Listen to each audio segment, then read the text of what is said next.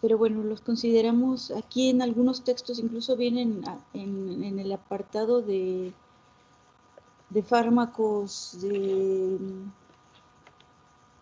bueno, fármacos periféricos, fármacos de acción periférica, más que de acción central. Pero entonces nosotros vamos a ver aquí, déjenles agrando la diapositiva. Sería el siguiente tema, anestésicos locales. ¿Sí se ve ahí la presentación? Sí. Sí. Bueno, los anestésicos locales son fármacos, pues sería como la definición, producen un bloqueo reversible de la conducción del impulso nervioso, y una característica que los distingue de los anestésicos generales es que con estos no hay pérdida de conciencia, y entonces se consigue un grado de anestesia, pero en una parte restringida del cuerpo. Por ahí lo van a leer tal vez en algún texto, los anestésicos locales, más que anestesia, aunque haya pérdida de algunas otras funciones, llega a haber pérdida de algunas otras funciones dependiendo de la cantidad. A veces es simplemente analgesia, es un tipo de analgesia, o ya si hay pérdida de otras funciones, pues es que se considera anestesia. La estructura química de los anestésicos locales básicamente es esta. Todos los anestésicos locales caen en esta estructura química. Tiene 3 o 4 partes fundamentales. Una que es un núcleo aromático, un anillo aromático derivado del benceno, a veces de la anilina, y es una parte de la estructura química que le da la característica de lipofilia. También es la responsable de su potencia y de la actividad del anestésico local. Esta parte, bueno, es la parte que está más hacia la izquierda. La parte más hacia la derecha es un grupo amino. Y esta parte es la que le confiere la característica de hidrofilicidad, y es una parte ionizable. Esto lo vamos a ver que es importante en cuanto a su mecanismo de acción. En la parte intermedia está el grupo, bueno, es un grupo conector o de unión. Aquí en la figura dice de unión o grupo conector, en el que tiene un grupo funcional, ya sea un grupo éster o un grupo amido o amida. Y además en este grupo intermedio es una cadena hidrocarbonada en la que hay pues una serie de carbonos de diferente longitud. Usualmente pues va desde 1, 2, hay algunos más largos, de más carbonos, pero bueno, eso también le va a dar ciertas características a las propiedades del anestésico local. Entonces, en cuanto a la clasificación, una clasificación química es en los que son de grupo éster o de grupo amida. De este grupo intermedio, esta estructura intermedia, va a depender la duración del efecto, el tipo o cómo se lleva a cabo la biotransformación, y también las características de toxicidad. Entonces, pues son algunas características diferentes, sobre todo que le da este grupo amido y el grupo éster. La clasificación química de estos fármacos es en tipo amida y tipo éster. A lo mejor de aquí algunos de estos fármacos son conocidos. Entre los de tipo amida están la lidocaína, bupivacaína, mepivacaína, etidocaína y ropivacaína. Y los del tipo éster, pues está la cocaína, son como fármacos más antiguos, aunque siguen utilizándose algunos de ellos. Está la cocaína, procaína, cloroprocaína y tetracaína. Aquí un tip que luego utilizan, o se utiliza para identificar a qué grupo pertenecen los fármacos, está esto de que si tiene el nombre, si tiene 2 Is, como lidocaína, es del grupo amida. Vean, todos tienen dos Is. Bupivacaína, pertenecen al grupo amina. Y los que pertenecen a los de tipo éster, en su nombre no llevan, solo llevan una I. Entonces es una de las características o curiosidades, pero que hacen fácilmente distinguir entre los de un tipo y otro. Aquí lo que les comentaba, una característica distintiva es cómo se metabolizan, se biotransforman. Las del grupo amida, su biotransformación es hepática y son atacados por enzimas del complejo CYP. En cambio, las del tipo éster son biotransformadas por estas pseudocolinesterazas plasmáticas. Estas casi que cuando se administran en sangre empiezan a biotransformarse. También hay biotransformación hepática, pero es muy importante esta biotransformación en, en sangre, se lleva a cabo en sangre, y estas enzimas pues son abundantes en sangre. Aquí algo que los caracteriza a los anestésicos locales es que son bases débiles y pues tienen un valor de pKa que va entre más o menos entre 7.5 y 9.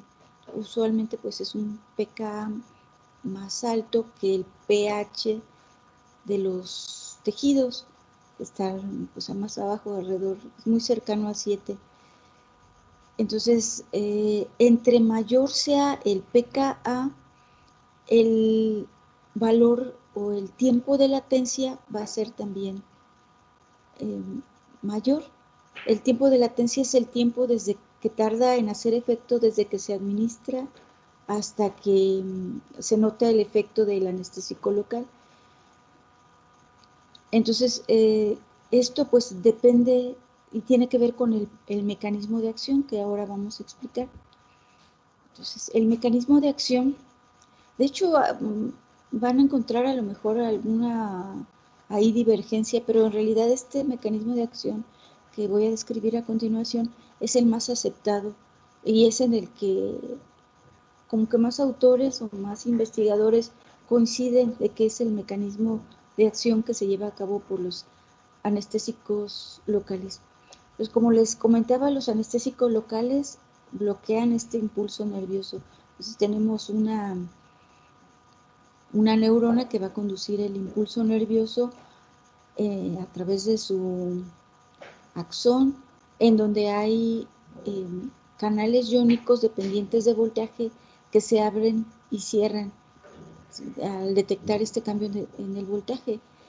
Lo que hacen los anestésicos locales es bloquear estos canales de sodio dependientes de voltaje y entonces se interrumpe este impulso nervioso. Aquí en el dibujo se muestra pues, todo lo que sucede con el anestésico local. Como les comentaba, son bases débiles, aquí están representadas con una B. Entonces, pues lo podemos tener en su forma no ionizada y en su forma ionizada, y este es un intercambio. Y el que predomine en una forma u otra va a depender de su pKa. Por eso, entre mayor sea el pKa, por ejemplo, tenemos un pKa de 9, pues va a tardar más tiempo o va a ser más probable que esté en esta forma, en la forma ionizada, que en su forma no ionizada. El anestésico local tiene que ingresar al interior de la célula para hacer su efecto, porque en el interior es donde está su receptor. Entonces ingresa a través de los fosfolípidos de membrana. Recuerden, no tiene que tener carga eléctrica. Cuando tiene carga eléctrica esto se le hace difícil, por eso el tiempo de latencia es mayor en los que tienen un mayor pKa. Entonces, la forma no ionizada atraviesa la membrana lipídica, llega al interior y dentro en el citoplasma de la célula nerviosa, pues también va a suceder lo mismo, va a estar en su forma ionizada o no ionizada. en su forma ionizada es como interactúa con su receptor. Su receptor es una proteína de este canal iónico de sodio dependiente de voltaje.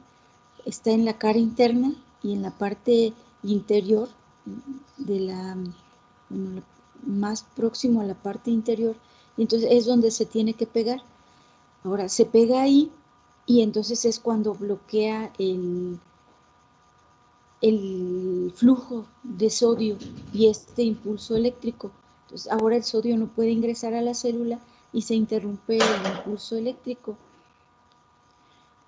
Para que el anestésico local acceda a su sitio de receptor, que es esta cara interna del canal de sodio, el canal tiene que estar abierto, entonces tuvo que haber primero un impulso eléctrico para que se pudiera abrir y entonces poderlo interrumpir. Este es el mecanismo de acción. No sé si hasta aquí hay alguna duda, comentario.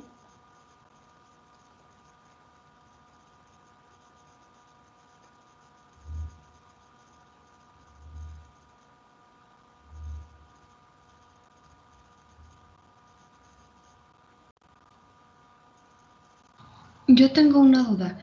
Es que quiero saber si lo anoté bien. Usted dijo que si el pK es alto, va a estar de forma ionizada, ¿verdad? Sí, va a estar fuera de la célula, va a estar de forma ionizada. En realidad están en ambas formas, pero sí en mayor proporción va a estar en su forma ionizada. Sí, por eso va a tardar más tiempo en ingresar y en hacer el efecto. Entonces, por eso en esta diapositiva cuando les hablaba que entre más alto sea el pKa, el tiempo de latencia va a ser mayor, entonces el efecto va a tardar en comenzar más tiempo después de que se administre. Ok, gracias. Sí, de nada. ¿Alguna otra duda en cuanto a la estructura química o al mecanismo de acción? ¿Todo bien?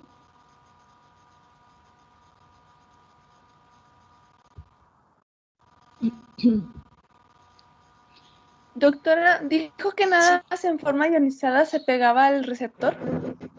Y entonces ingresa en forma no ionizada, pero dentro del citoplasma se tiene que ionizar.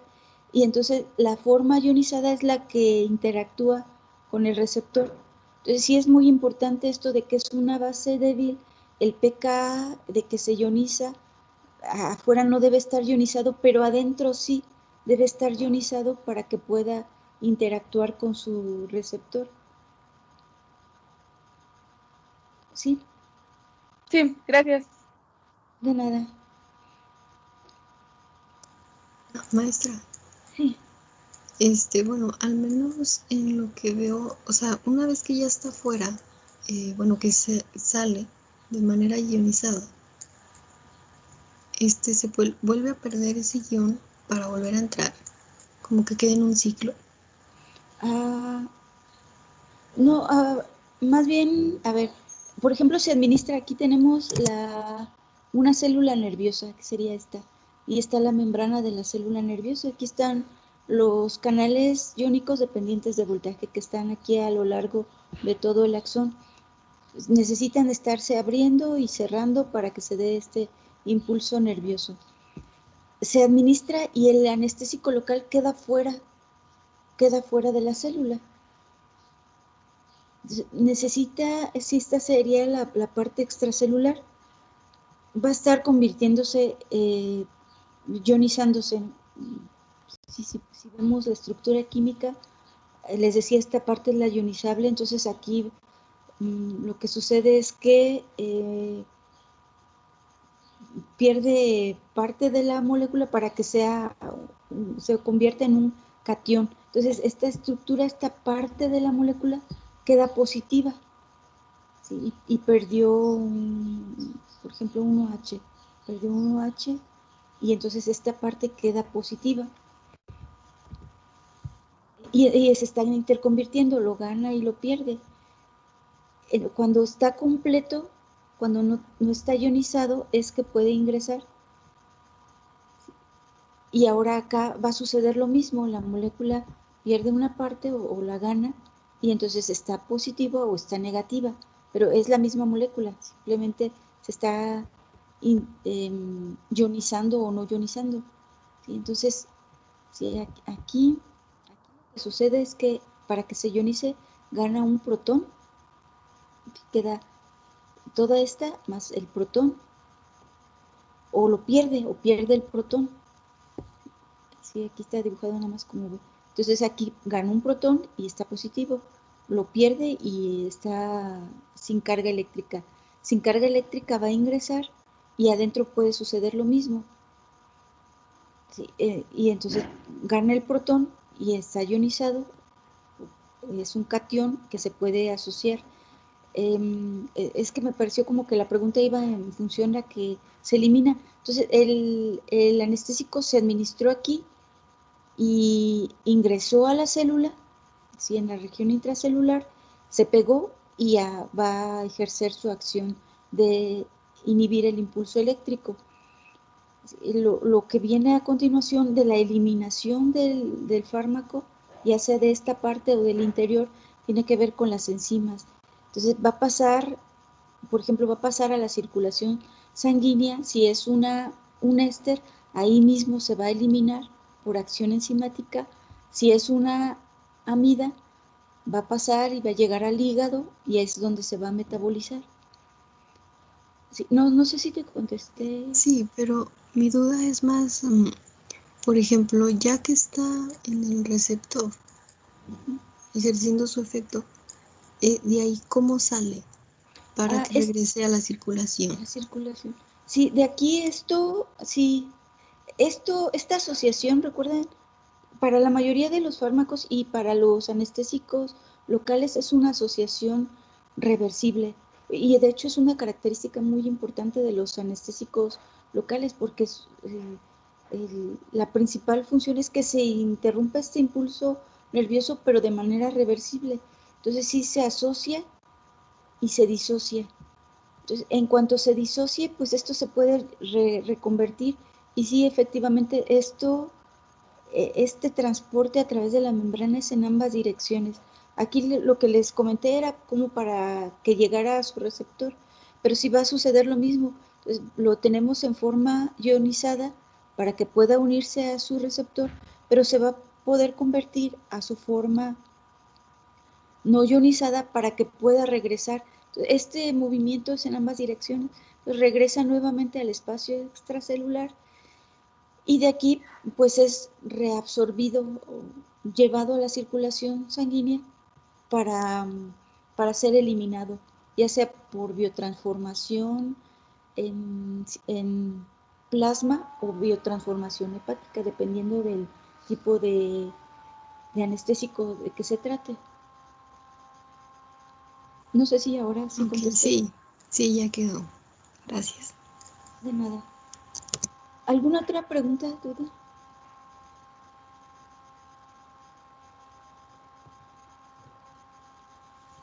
Y bueno, este mecanismo pues sucede en todas las fibras y todas las células que tengan este tipo de canales iónicos y en especial pues se ha visto que tiene su afectación en canales iónicos dependientes de voltaje y de sodio. Entonces, pues este es el mecanismo actualmente más aceptado para los anestésicos locales. Pues todas las fibras nerviosas pueden ser afectadas entonces, pero hay una diferencia en susceptibilidad de las fibras nerviosas dependiendo de sus características. Hay una clasificación de las fibras nerviosas, son básicamente 3 tipos, los de tipo A, B y C. Nada más que los de tipo A se subdividen a su vez en alfa, beta, gamma y delta. Y bueno, las características varían en diámetro. Por ejemplo, tenemos las de menor diámetro, estas son micras, micrómetros, De 0.3 a 1.3 son las más delgadas, las fibras tipo C. Y le siguen las fibras tipo B y luego las de diferentes A, hasta llegar a la A alfa, que son las más gruesas, de 12 a 20 micras. También otra característica importante es la cantidad de mielina. La mielina, no tengo un dibujo, pero la mielina pues es una capa que recubre algunas de estas fibras nerviosas y entonces el impulso eléctrico se da en saltos. Entonces, esa mielina, hay fibras nerviosas que no la contienen, por ejemplo, las fibras nerviosas tipo C no contienen mielina y las de tipo A sí tienen un mayor contenido de mielina. También las fibras nerviosas tipo B tienen mielina, pero tienen un menor contenido que las de tipo A. Entonces, las fibras nerviosas más delgadas son las que son más susceptibles al ataque, porque es más fácil que ingrese el anestésico local si no tiene esa capa protectora de mielina. También las de diámetro más pequeño y las que no contienen mielina son las más susceptibles, es decir, las de tipo C son las más susceptibles. Las de tipo, las que tengan las que sean más gruesas y tengan un mayor contenido de mielina son las que van a ser menos susceptibles. Entonces hay un orden en que se pierde las funciones dependiendo de estas características de las fibras nerviosas.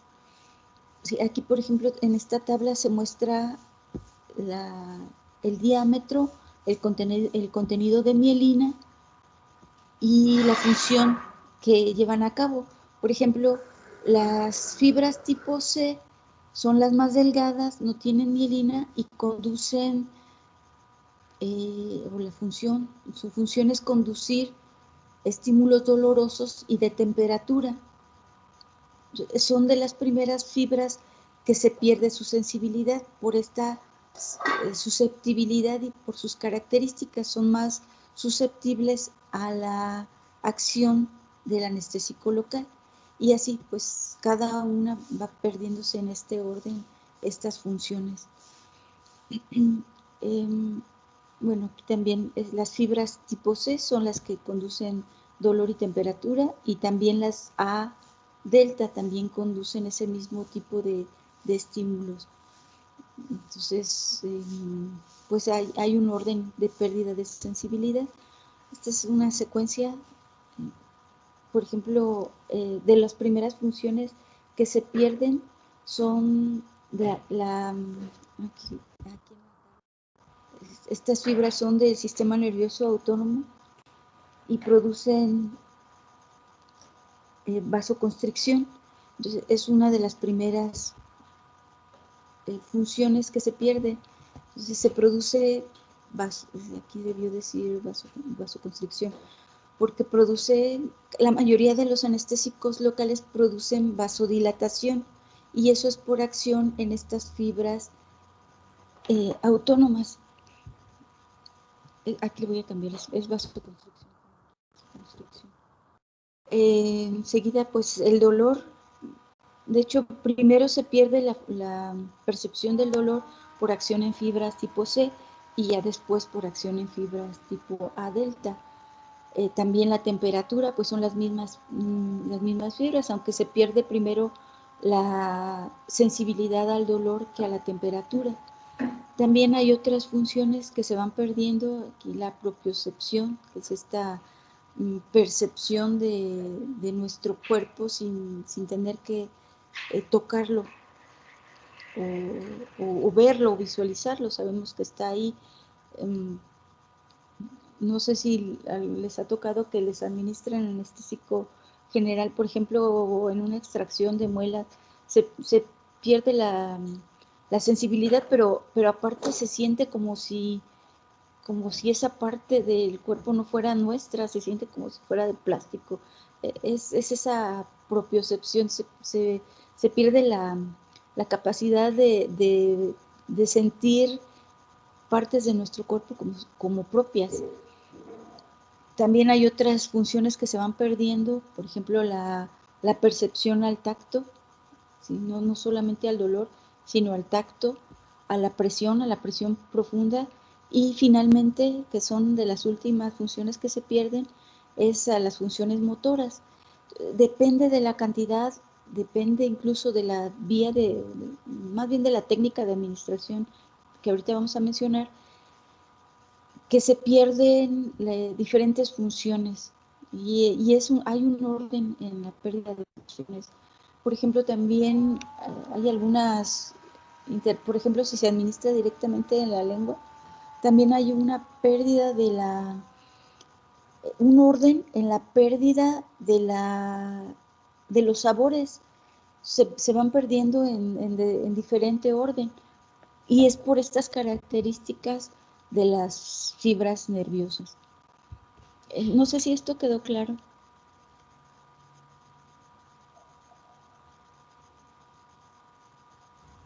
Sí. Sí, todo bien. No sé si ya hicieron o de alguna manera lo vieron en laboratorio, ya llegaron a esta práctica de anestésicos locales.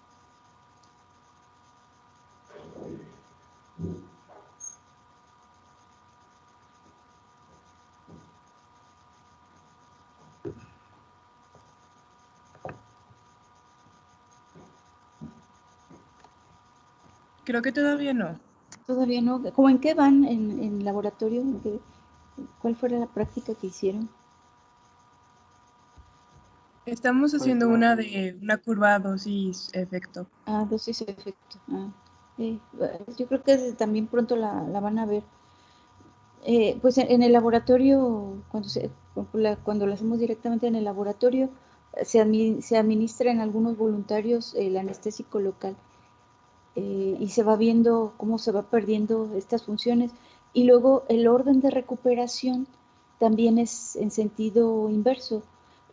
Por ejemplo, si se alcanza a administrar suficiente anestésico local para que haya una pérdida de la capacidad motora, también es de lo primero que se recupera, entonces se va recuperando en orden inverso, ¿sí? Y al último hay esta recuperación de la sensibilidad al dolor y de la vasodilatación. Aquí algo que les comentaba en un principio es de que estos anestésicos a veces son considerados también como analgésicos, porque como las fibras nerviosas que primero se ven afectadas son, aunque se vean afectadas otras funciones, son afectadas las que conducen en los estímulos dolorosos. A veces incluso se administran con esa intención de interrumpir simplemente el estímulo doloroso cuando hay pues algún traumatismo que está provocando dolor continuo, por ejemplo, en algún tipo de cáncer que está produciendo dolor continuo o alguna aneurisma, los analgésicos que después vamos a ver en los siguientes temas, los analgésicos que funcionan tienen otro mecanismo diferente de acción, no alcanzan a hacer su acción, entonces estos anestésicos locales funcionan como un tipo de analgésico porque van a ir dirigidos concretamente a esas fibras nerviosas que conducen el dolor. Aquí pues hay varias técnicas, lo que vamos a ver a continuación son la descripción pues breve de algunas de las técnicas de administración que van a ocasionar diferencias en la anestesia local en cuanto a regiones, en área, incluso en las funciones que se van perdiendo. Entonces, según la región anatómica y el método de administración, las técnicas pueden ser tópicas, de infiltración local, bloqueo de campo, bloqueo nervioso, epidural o peridural, raquídea o espinal, y también hay técnica intravenosa. La técnica tópica pues es la administración directa, ya sea sobre la piel o sobre las mucosas. Por ejemplo, puede administrarse en ojos, oído, nariz, garganta, faringe, laringe, ano, que serían algunas de las mucosas, y se administra, pues hay diferentes preparaciones como spray, gotas, cremas, y esta técnica pues se consigue dependiendo una zona más o menos restringida de anestesia, dependiendo de la zona, de qué tan amplia sea la zona donde se haya administrado. Se utiliza esta técnica para lesiones dolorosas, para intubaciones.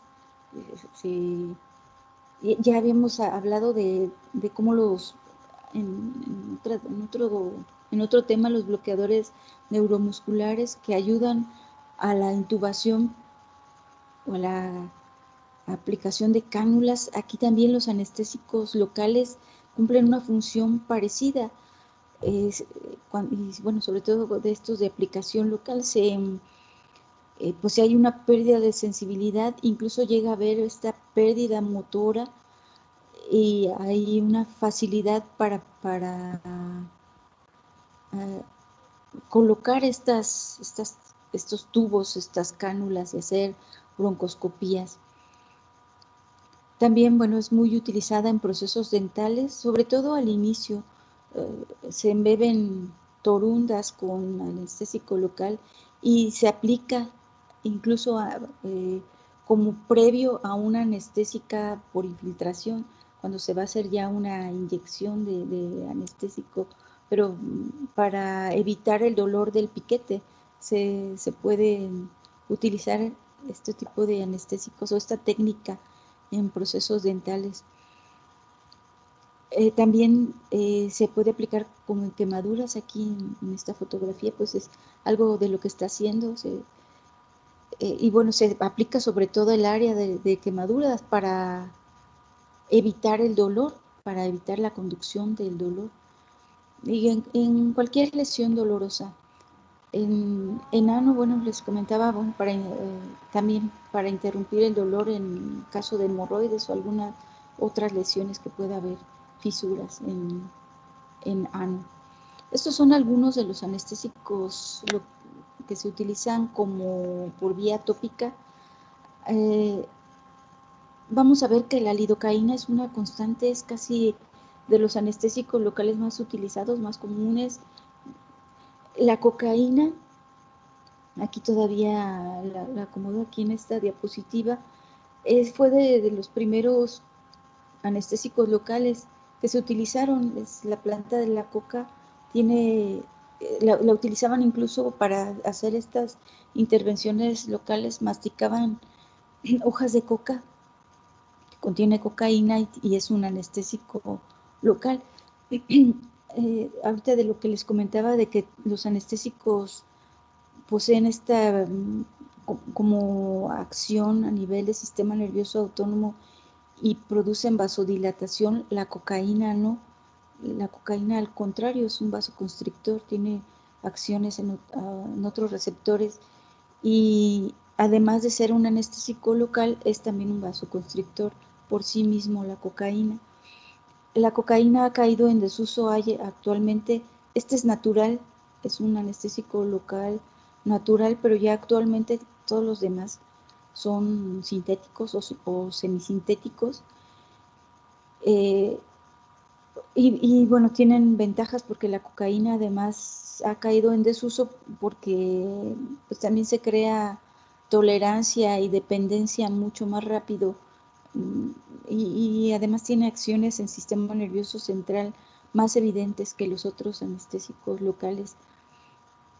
Entonces no se utiliza tanto aquí, a lo mejor lo vamos a ver todavía en preparaciones tópicas porque pues no presenta ese inconveniente tan marcado de dependencia, de tolerancia como, como sí sería si se administrara por otras vías. Entonces, bueno, esta es la técnica tópica. Hay otras técnicas en las que ya se utiliza, son inyectables. Esta es una infiltración local. La infiltración local, pues se hace la inyección del anestésico local directamente en el tejido que se desea anestesiar. La administración suele ser o subcutánea o intradérmica. Aquí en este dibujo está pues la intradérmica, que es la infiltración directamente en la dermis, o la subcutánea, que es esta, que es más superficial, que es en la epidermis, la administración en la epidermis. Entonces se utilizan estas dos técnicas, son más o menos superficiales. Aquí más bien intradérmica es esta, que es en la epidermis, y subcutánea, que es en el tejido subcutáneo, que es más profundo. Sí, aquí lo dije al revés, pero es así. Sí, la intradérmica es, en realidad pues los dos son más o menos superficiales, son técnicas superficiales. Y en esta técnica, como son superficiales, pues no se afectan funciones motoras. Además, la cantidad que se puede administrar, por ejemplo, con una intradérmica, es muy superficial y queda aquí aquí queda así como dice un abón, es una protuberancia que contiene el anestésico local.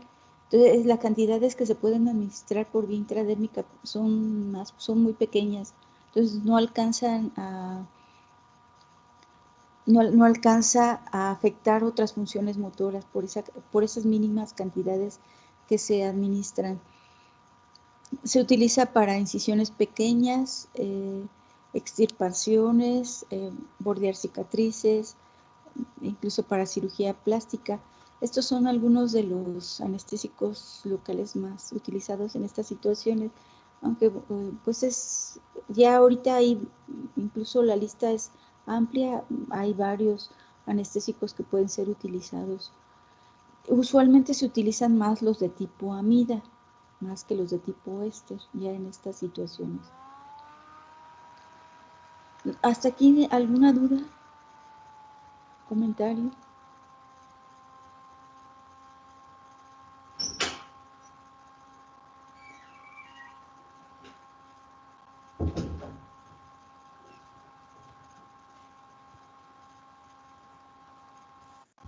Maestra, en la parte donde dice extirpaciones, ¿a qué se refiere?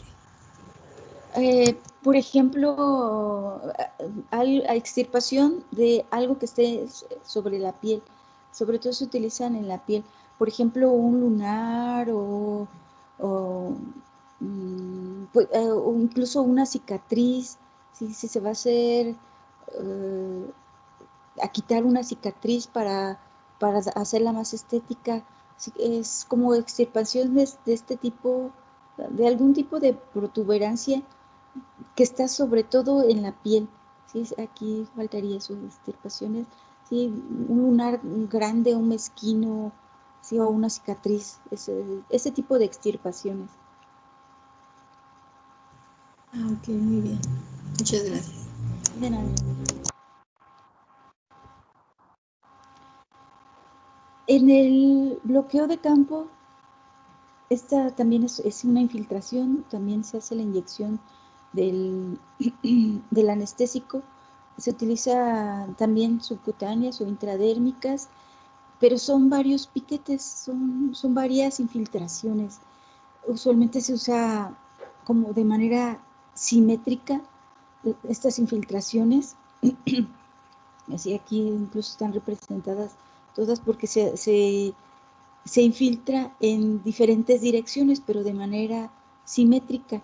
Por ejemplo, aquí es para rodear el bloqueo se anestesia una área más grande, pero es porque se administró también una mayor cantidad del anestésico local, entonces está rodeando esta área que se desea intervenir.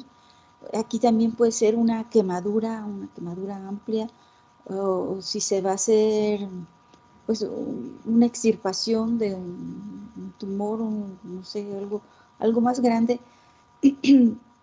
se hacen estas infiltraciones, diferentes infiltraciones, eh, de manera simétrica. ¿Sí? Es lo que se consigue. Entonces se pueden hacer infiltraciones simultáneas o rodeando el mismo tejido, algunas que sean subcutáneas o algunas intradérmicas. También la lidocaína es una constante, aunque hay otros fármacos que también pueden ser utilizados en estas situaciones. Incluso aquí van algunos, pudieran utilizarse algunos de tipo éster. Se utilizan más los de tipo amida, mepivacaína, bupivacaína, etidocaína, son algunos otros fármacos que también se utilizan en este bloqueo de campo. Bueno, los usos, lesiones en la piel, en odontología, para ya hacer una extirpación de muelas o alguna otra intervención. Esto es lo que se utiliza, se dan varios piquetes en diferentes direcciones, bordeando el área donde se va a hacer esa intervención. En apendicectomía, son algunas otras. Entonces, esto es el bloqueo de campo. En el bloqueo nervioso, aquí la infiltración es cercana al nervio, entonces sí tiene que conocerse exactamente dónde está el nervio, entonces se administra ahí muy cerca. Aquí sí se consigue un área mayor de anestesia. El efecto también dura más tiempo, y en estos casos sí hay una parálisis muscular. También se utiliza en odontología, extracción dental, por ejemplo, en otras situaciones, en alineación de fracturas, control de dolor. Aquí lo que sí pues se tiene que conocer exactamente pues dónde se tiene que administrar. Se corre el riesgo de dañar el nervio. También estos anestésicos pueden dañar el nervio. Incluso a veces se hace esta administración con esa intención. Por ejemplo, en cáncer terminal se administra el anestésico local, pero con el fin de dejar inutilizable el nervio, para que deje de dar esta conducción del estímulo doloroso. Entonces son algunas situaciones. Aquí pues son los mismos fármacos, igual la lidocaína, mepivacaína, bupivacaína, etidocaína. Los de tipo amido son los que más se utilizan en este tipo de administración de bloqueo nervioso.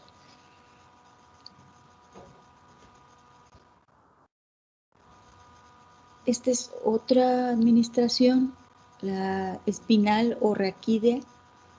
Aquí la administración va se administra entre dos vértebras lumbares, usualmente es entre la L2 y L3 o la L3 y L4. La infiltración va hasta el líquido cefalorraquídeo. Entonces lo que se hace es colocar primero la aguja y dejar que fluya el líquido cefalorraquídeo para asegurar que se está en el lugar correcto. Se dice que hay como un hilo plateado aquí en la fotografía, en el dibujo se ven como gotitas. Entonces, en ese momento pues se asegura que se está en el sitio correcto, y entonces ahí es donde se aplica, se infiltra el anestésico local. Y hay un bloqueo nervioso y un bloqueo del impulso nervioso, hay parálisis muscular, y pues la conducción, el bloqueo va desde el sitio de administración hacia las extremidades inferiores, son las que se alcanza este bloqueo motor también en las extremidades inferiores. Por ejemplo, se utiliza para hacer intervenciones de abdomen, de pelvis, de próstata, de intervenciones obstétricas, o cuando se van a hacer también intervenciones para alinear fracturas en extremidades inferiores.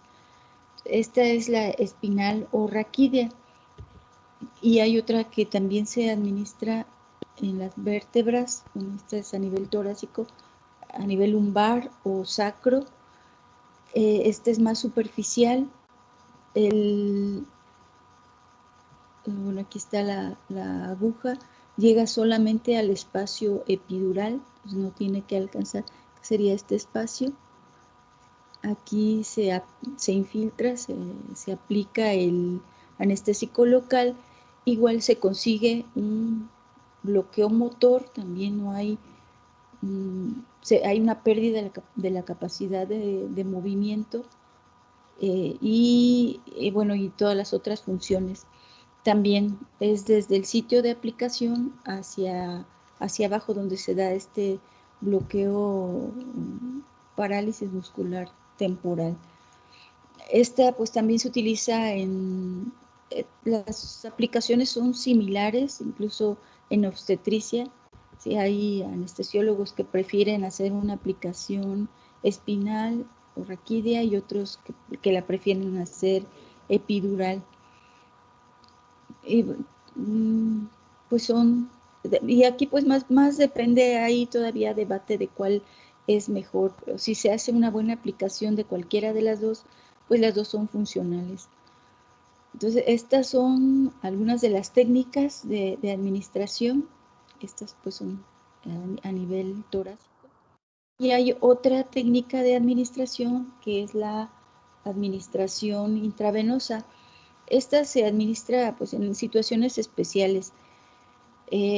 Por ejemplo, hay una administración intravenosa, se hace que se llama exsangue, se aplica un torniquete y esto se hace en extremidades, por ejemplo, vamos a suponer en un brazo se aplica el torniquete, y el exsangue es sustituir casi por completo en esa región la sangre por el anestésico local. Entonces, sí es una gran cantidad de anestésico local el que se está aplicando. El torniquete es para evitar que el anestésico local pase rápidamente al sistema, entonces se contiene ahí en la extremidad para hacer una intervención directa sobre las extremidades. Sí, pues se corre el riesgo de intoxicación porque se administran grandes cantidades. El anestésico se va a permitir que pase, pero de manera controlada hacia la circulación sistémica para que pues sea en menor medida la producción de los efectos adversos producidos por el anestésico local administrado de esta manera. Esa es una, cuando se da por intervención en extremidades. La otra también administrada por vía intravenosa, pero es en cantidades pequeñas y se dice que es en bolos, en cantidades pequeñas, de manera paulatina, de manera con cierta regularidad, en cantidades constantes, controladas y pequeñas. Y esto se utiliza como antiarrítmico. Entonces son situaciones muy especiales en las que se administra por vía intravenosa. Estas, pues así de manera superficial, son algunas de las intervenciones quirúrgicas, de las técnicas de administración en las que se utilizan estos anestésicos locales. Aquí, para esta intravenosa, pues también los más utilizados, porque además, como lo vamos a ver, presentan menos efectos adversos en general, aunque sí los presentan. Se utilizan más los de tipo amina, los de tipo amida, más que los de tipo éster en esta administración intravenosa. No sé si tengan alguna duda de estas administraciones, técnicas de administración. bloqueo Maestra, nervioso. Sí, re- ¿me podría repetir lo de exsangue? Bueno, no sé cómo se dice. exsangue. El exsangue es más o menos algo así como que se sustituye, se saca la sangre. Por ejemplo, se va a hacer la intervención en un brazo, entonces, o en un dedo, bueno, una extremidad. Entonces sí se requiere que esté anestesiada una gran área del brazo. Entonces se va a sustituir la sangre por el anestésico local. Por eso es exsangue, se saca la sangre, no se saca, pero se hace una maniobra para ir sustituyendo la sangre en esa región por el anestésico local. Ese es el exsangue, el sustituir la sangre por otra sustancia, en este caso el anestésico local. Y entonces va a estar el anestésico local en cierto tiempo, es una intervención que tiene que ser rápida porque tampoco puede ser que mucho tiempo esté sin sangre el brazo, por ejemplo, pero va a ser que temporalmente esté sin sangre y esté más bien contenido, en la circulación más bien esté en el anestésico local. Es una intervención que a lo mejor es muy poco común, pero bueno, es algo que se tiene que comentar, que puede suceder. Tiene que ser una intervención rápida, porque además luego se tiene que dar tiempo a que se vaya nuevamente restituyendo las venas por la sangre normal y que vaya pasando el anestésico local hacia la circulación sistémica. Entonces sí debe ser una intervención rápida para esto de cuando se lleva a cabo este procedimiento de exsangue. No sé si queda más o menos claro. Sí, muchas gracias. ¿Sí? ¿Alguna otra pregunta?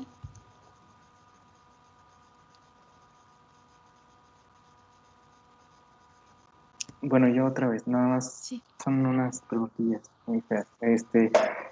Entonces, el mecanismo de acción es igual independientemente si sea amida o éster, ¿verdad? Sí, es independiente, porque todos ellos, sea amida o éster, son bases débiles. Y lo que le da esta propiedad de ionización es la amina, que sí es constante en ambos tipos. Entonces sí es el mismo mecanismo de acción. Y bueno, entonces el efecto sí es dependiente de la concentración también, ¿verdad? O el Sí, efecto y el mecanismo, bueno, el efecto y el tiempo del efecto. del efecto, pues, Sí, también es dependiente de la concentración, ¿verdad? también depende de la concentración. Ah, ok, Sí. gracias. ¿Alguna otra? Maestra, yo también tengo una duda. Sí.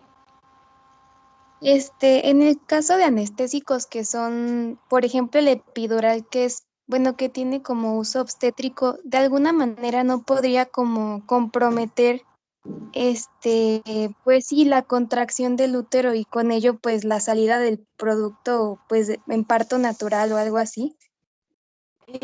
Bueno, se supone que debería, pero lo que pasa que afecta la región donde se administra no alcanza a afectar tan drásticamente a ese músculo que participa en la contracción.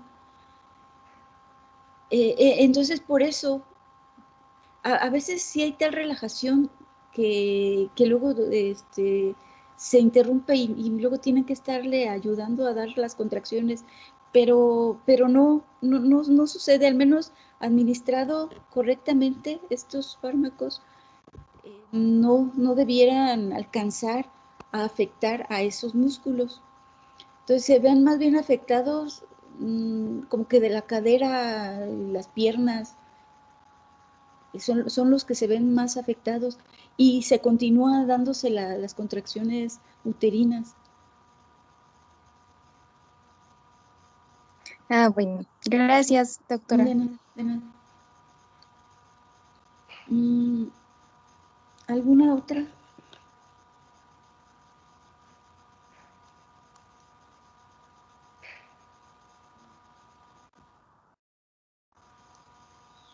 Bueno, vamos a dejarle por hoy hasta aquí.